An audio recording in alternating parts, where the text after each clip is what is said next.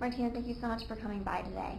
You brought some great photos, and I'm very much looking forward to hearing more about Troy. Going through the photos, what's a photo that shows him around the time he was arrested? Well, this is Troy at his high school graduation, and was probably like a little more than a year picture. Troy was arrested when he was 19, right before he turned 20 years old.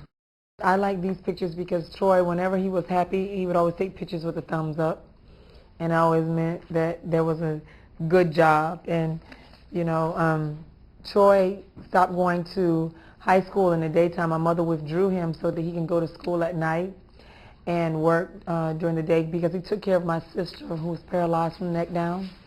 And Troy didn't just go to the adult education school and get his GED. Troy was recognized in a newspaper as one of the special graduates, and it was only a select group of students, and Troy was one. And he was a special graduate. He was an honor graduate. So it was really amazing how people say that he dropped out of school and didn't go back. So that was a special time for Troy. But these are a lot of good memories. And he remained a hard worker in school and helping to support his family. Yes, he did. Troy would go to work. He would take care of my sister in the day. My sister was paralyzed and she couldn't walk, and Troy really wouldn't leave her far. And this is a picture of my sister in the driveway in her wheelchair, and you'll notice Troy standing at the end of the driveway talking to one of his friends, because he never really left the house when she was there. And the only time he left the house was when my mom came home. And then what he would do is he would go to work, and when he got paid, he would give my mom all but like $20, $30 of his check, and then he would go to school at night, and then he would start over again.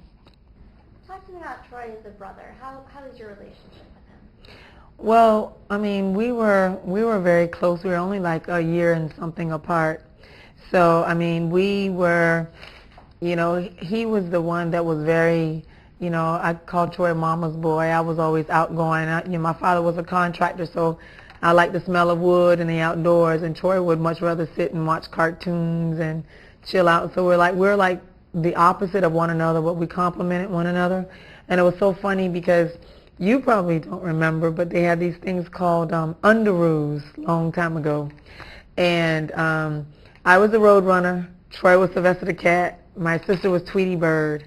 And so we all had the washcloth, the towel, and the underwear all to match. So, and we all liked different cereals. Troy had to be odd. I was Frosted Flakes. Troy was Raisin Bran, and my sister was Applejack. So it was really, really funny. But we were just very, very close. And, my father couldn't give me away at my wedding. My brother was the best man. So he also stepped in and he walked me down the aisle, which was really funny because during that time I was in the military and my dress was very, very long.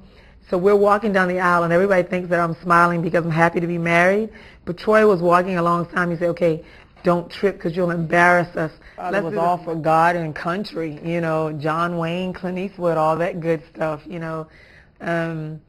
And, my father was about, you tell the truth, you don't steal, you don't do this, you respect your elders and young people. So, my father, even though he had to deal with a lot of racism and things that went on, even when, he was in the military and on the police, working with the deputy sheriffs, he had this thing where he would set us down once a week and give us like this thing about what the world how they see us, but how we have to make ourselves better than just being the color of our skin. So my father was a strict disciplinarian, and that was good because my mom was kind of like a little bit more laid back. So, it kind of balanced each other. So, but yeah, my father was really good. He was a guy, but Troy wasn't a tough guy, so I was the tough one. Troy was, he smiled at everything. I mean,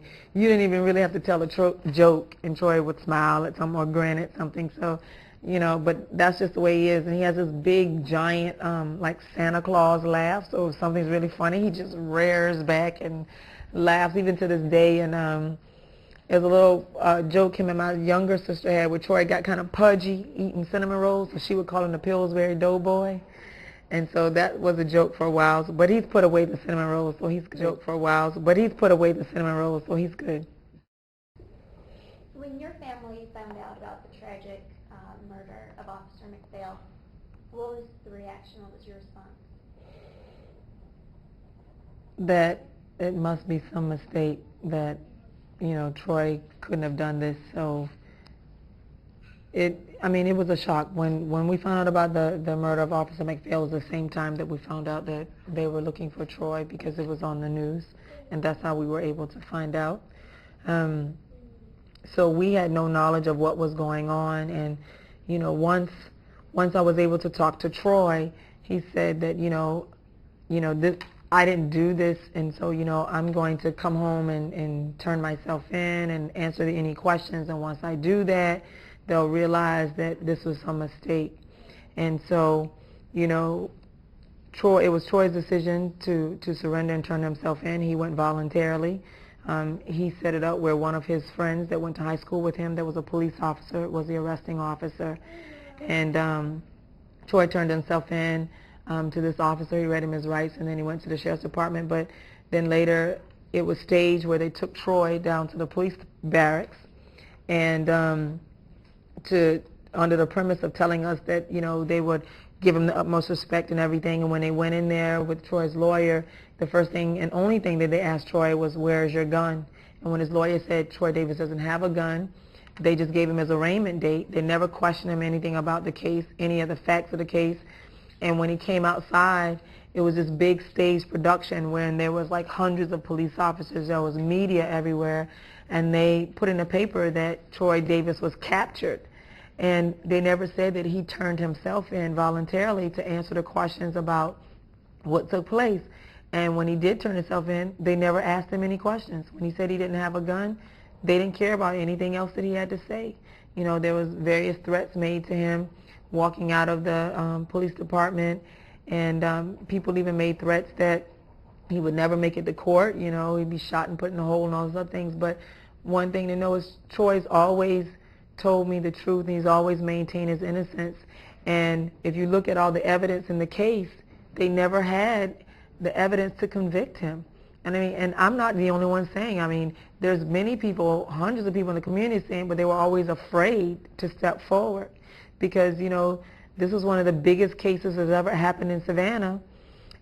They refused to give him a change at venue, and he was just vilified in the paper, and none of the true facts ever came out. And so now that a lot of the facts are here, people are looking at this case and saying, this man is innocent, and he needs to be exonerated. And how do we get to this point? And that's what we're dealing with.